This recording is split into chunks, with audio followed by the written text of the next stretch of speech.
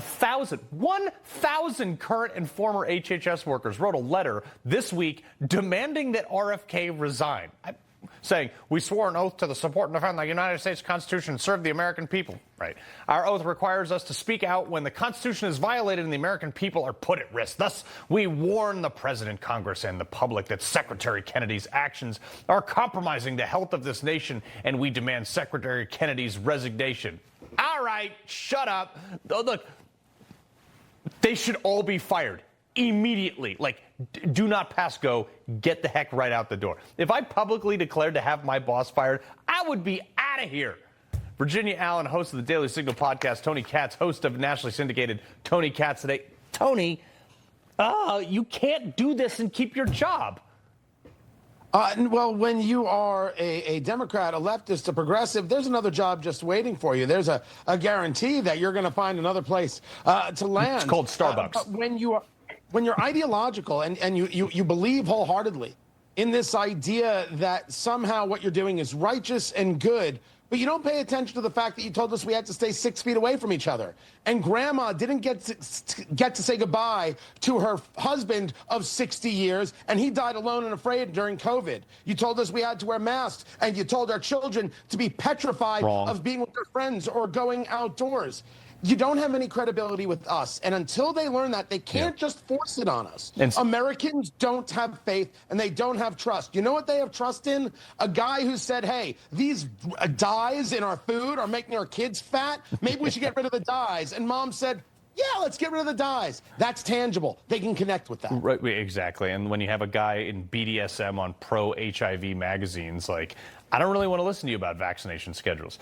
Virginia, Putin, Xi, Kim Jong-Un, they're all having this big powwow this week, and they were caught on a hot mic discussing something wild. Roll this. With the development of biotechnology, human organs can be continuously transplanted, and people can live younger and younger, and even achieve immortality.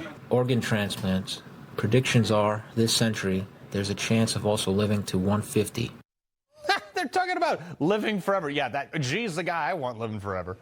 Yeah, really. It gives you such an insight into who these men are. They think of themselves essentially as gods, that, you know, they can live forever. It doesn't matter, that they can overcome physical limitations. I think these are one of the moments where you're actually, like, okay, maybe the Lord was intervening here and just giving the world a little bit of a window into how cocky and arrogant these people are, that they actually think they can cheat death. But, I do feel for whoever that was, the man or woman who left that hot mic on what is essentially 3 dictators, probably a rough day for them. He's probably executed. All right, so Tony, the thing that they say never happens, for the 3rd time this week, has happened again. A Connecticut city councilman is now accused of taking incomplete absentee ballots from voters. Alfredo Castillo allegedly did this in the 2023 Democrat mayoral primary that, if you remember, a judge ordered a new election there.